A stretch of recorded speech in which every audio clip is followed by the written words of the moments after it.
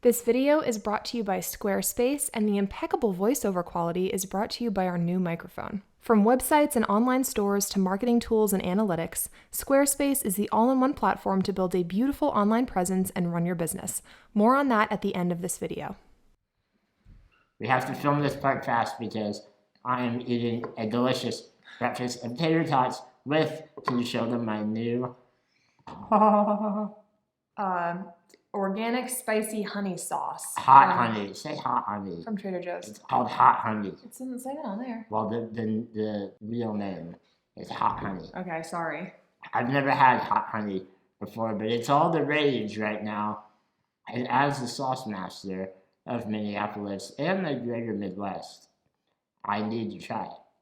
What do you mean it's all the rage? Like, who do you hear these things from? The different food YouTubers I follow. Oh, because I've never heard of hot honey, so I'm just curious. The different food Instagrammers. We don't live in the same universe. Like, you and I don't even know what hot honey is, and you're just talking about it. So it's a little weird. It's going to be amazing. Okay, but before we get into the real video today, we just have to share a funny little story because it's funny. It is funny. It's embarrassing for you. So we recently did a speaking engagement, a virtual speaking engagement, and both of us were sick. Yeah. So we were a little bit off our game. I think we did a good job. Or maybe I was off my game. Yeah. But at the beginning we said we're a little sick. If we need to turn our cameras off, to cough, whatever, that's what we're doing. I just, we weren't off our game to the audience, but at least in my head, I was very nervous about coughing. Yeah, I was nervous too. And I was thinking about that way more than I was thinking about the actual presentation. Anyway. Which led to my little snafu. We had to do a poll. There was a poll in this presentation, and I was going to read the results. So the poll gets queued up. We're sitting there, I'm like, okay, everyone do this poll, whatever. The poll is just there, and we're just kind of sitting in silence. And I'm like, oh, this is a little awkward. I'll just say, sorry, I'm still coughing. I'll just say, okay, I'm just going to give everyone a couple more seconds, finish up, like a nice little You're just being reminder. You're being the gentle host. Yeah, gentle host. So I start saying, I'm just going to give you guys a couple more seconds. And I, not realizing what's happening, I think in this split second that Hannah doesn't realize that we're not muted. So I thought that she was saying something to me privately, like maybe a joke or something inappropriate. I had no idea. So I hear her begin to talk. I see that we're not on mute, and I go, no. He goes, no, shh. I shushed her. I went, nope. Shh. And I was like, I'm just going to let the poll take a couple more seconds. No, but you stopped mid-sentence. You were like, what? And I was like, oh, no, go ahead. Sorry. So I don't know. Luckily, I think it was quiet enough, and people were doing the poll. I don't think that everyone... No, I'm sure the audience... They probably were like, what was that? Yeah, they were probably confused a little bit. But they didn't know the terror they didn't know that was going through my mind. Why Shane just straight? I was like, nope. And then Hannah was like, what? I'm just saying we're almost done with the poll. Yeah. And I was like, oh, carry on. You were Go ahead. oh, sorry. So, we are professionals. But even professionals make mistakes. Yeah. And that is the lesson that we want all of you to take away. Not all professionals. I didn't make a mistake, but some do, like Shane does. Okay, let's get on to our main topic today. Things that we wish we knew prior to getting married. Oh boy. There's so much. Hannah changed her outfit. I was about to say I changed my shirt. You took my line. She was very excited. This is a shirt that has a built-in bra. Wow. Good job, Shane. You knew. Well, you haven't stopped talking about it. But you were listening. That's so nice. Yeah, it has a built-in bra, everyone. I'm cool. really excited about it. Wow. I got a couple different kinds. The brand is called Classy with a K, and they make bramies. Maybe it's pronounced brammy. I don't know. It's like a cami. It's a bra. I don't know. But love it. Highly recommend. Very supportive. Mine also has a built-in bra. No, it doesn't. My shoulder straps have a built-in bra. Okay. All right, what's our video? There's Chloe's tale. Today we're going to talk about things we wish we knew before we got married. This will be fun. I know, we've seen some other couples doing these kinds of videos. We thought it'd be fun to think about and talk about. I feel like the ones that I've seen have mostly been like, I wish we learned to communicate. Oh, yeah. Right, like, you know, like, they're not always very happy. Oh, my God. Ours isn't really going to be like that, I would say. Ours aren't going to be like relationship regrets, but it was an interesting thing to talk about, and we came up with some stuff. Yeah, we did. There are things that we wish we'd known. Number one, maybe the most impossible of all. We wish we had known there would be a worldwide pandemic immediately after we decided to get married. That would have been a good one to know. I think that would have really informed our wedding planning, if we had a wedding at all. Do you think we would have held off? Yeah. Like, do you think I would have proposed if we had probably? I think you would have proposed, but I think we just wouldn't have planned a wedding for like a couple of years, or we would have just gotten married like we just wouldn't have planned a wedding that we then had to like cancel and postpone, and then now it's... So, I mean, we're in the same boat as a lot of you. Yeah. We had a date. We had to cancel that date. Yeah. Then we were like, you know what? Let's just get married. So we got married in our backyard with our officiant over Zoom. Yeah. And then we were like, well, we have like the postponed date from our original date at the venue. Well, we weren't allowed to cancel.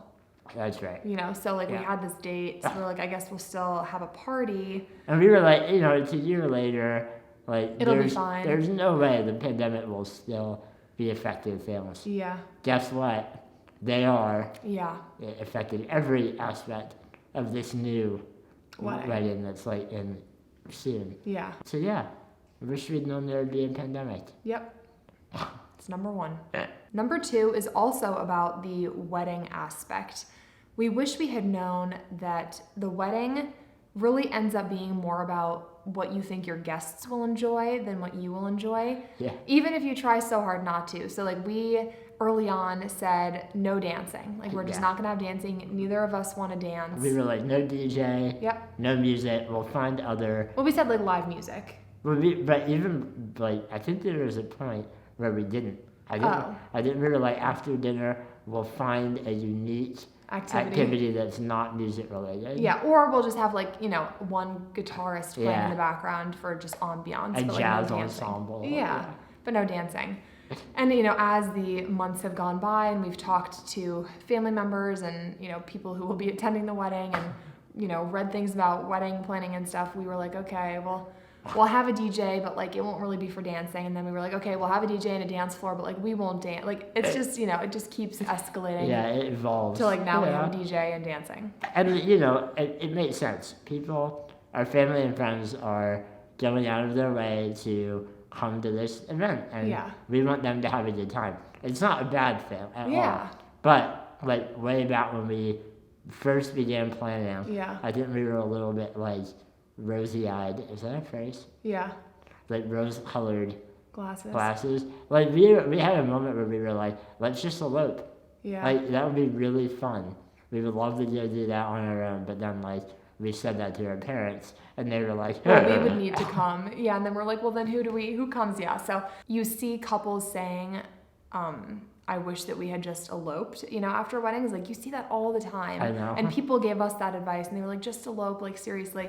And, you know, obviously we're not doing that, but that is really good advice. If, you know, just elope and have like your own private thing. Because the wedding will end up becoming all about what your guests want. And that's fine. Yeah. That's totally fine. But just be aware of that. Yeah. We were not aware of that. Another thing that I wish that I had known prior to like becoming legally bound to Hannah is that she was a gold digger. I did not know that. Many of you tried to warn me, and I refused to open my eyes. Wow. I had my head in the sand. Yeah. And now she is legally entitled to half of my $10 million. Oh my God. I wasn't supposed to say the number. Make sure you take that out when you edit. How did you find out that I was a gold digger? I found your closet. Hmm? You didn't think I would find it, did you? What's my closet? And I'm sorry to do this on camera. There's a closet in our house, a flight of stairs, where Hannah probably thought I would not be able to go. How'd you get there? With the help of my Draco arm, I lifted myself up the steps, opened the closet door that I didn't know existed, and found 18-year supply of Nerds candy. Now, I've been giving Hannah money because she's been asking for it to support her family across seas. I believe that. And now I find out it's all been going to the sick hobby, I guess you can call it, that Hannah has for Nerds and Nerds rope, Nerds chewables, sour Nerds. Okay. Mm-hmm. So I wish I'd known that, because I have no way out now. So if you're a lawyer and you have advice, get in touch. I can't pay you because she's been using all the money for Nerds. Okay. When we had the idea to do that joke, I did not think it would make you laugh that hard. Well, there was no mention of Nerds or candy in the original joke. That it was just going to be that I was a gold digger. You took that so far. It went on for so long. And when you added in Nerds rope, Shout out I Nerds love rope. Nerds rope. Nerds rope, you really do like Nerds rope. That's not a joke. She's been spending all my money on Nerds rope. But Oh my God. Anyway, let's move on. this next one is serious. Yes. And we've talked about it a little bit, but we wish we had known more about income restrictions for disabled people as it relates to their ability to get hired caregivers. Yeah. Does that make sense? Can you explain it? Yeah, I mean, You're more eloquent than I. yeah, we've talked about this in the past and how when you get married, your spouse's income and your income get added together. And for a lot of people, that disqualifies them from getting subsidized healthcare or caregivers, whatever, income. Like because of a disability. Yeah, because of a disability. So, to qualify for those things, you need to be below the poverty line, essentially. It's close. Yeah, it's around there. It's around there. It's low. Isn't it below it? I don't know, it might be below Because it. now I think they're trying to make it above it. Well, it's different in like every state. True, but it varies by state, but it's like very, very low. It's around the poverty line. And, when you add in a second person's income, oftentimes that boosts you above the poverty line because, the other person has income. So we just wish that we had... I mean, I don't think it would, it probably wouldn't have changed anything because it's a really impossible situation. And in a lot of states, if you're living with someone, it's called like a assumed marriage. It's like, there's a word for it and that's not it. But they can say like you're in a relationship that is basically marriage, even if you're not married, so they count their income. Yeah. And the reason why now we wish we'd known more is because as we think about having children, it's very realistic that we might need to have paid caregivers to help out. And we still would have gotten married, but finding this info is really difficult, and all the different ways that you can be disqualified are hard to figure out. So I just wish we knew more about that and didn't have to make a decision that was based on, we'll figure it out. Yeah. All right, the next one is kind of related to what you saw at the beginning of this video when Shane was sort of endlessly ranting about the spicy honey that he was dipping his tater tots in, whatever. I wish that I had known the extent of Shane's sauce collection and spice collection. This is another serious one. Because now we have an entire 2 cabinets, 2 shelves in our kitchen dedicated to his spice and sauce collection. Many of which I will probably never open. That's the thing, he buys them with such exuberance, brings them home, sometimes opens them and tries them with this honey, and then never again. A new one takes its place, So we have the coconut curry aioli that you used to Forgot that was in there. And you just never use it anymore. Ooh, I'm gonna have to try that. Maybe over some white rice. I don't know. So the coconut throws me off a bit. Well, you bought it, so. And the last thing we wish we had known is that getting married, at least for us, didn't change anything. No. It did not change the everyday of our relationship. It didn't change how committed we were to each other.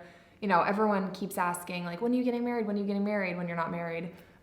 So you kind of feel that pressure that, like, this is a huge thing. And then it didn't change anything, at least for us. Like, we feel the same way that we did before we got married. When we were doing our private ceremony last year, like, for the weeks leading up to it, I was thinking a lot about, like, what would feel different. Yeah. Because, like, getting married is, like, one of the last, like, big kind of life milestones that anyone ever experiences. Yeah. So I was worried, not worried, I was wondering, like, once we were married, if it was going to be, like, you know, like, something inside me, like, changing fundamentally. Yeah. And it didn't. Like, No. we woke up the next day and I was like, what should we do for breakfast? I know. You know, and then we, like, worked on the video.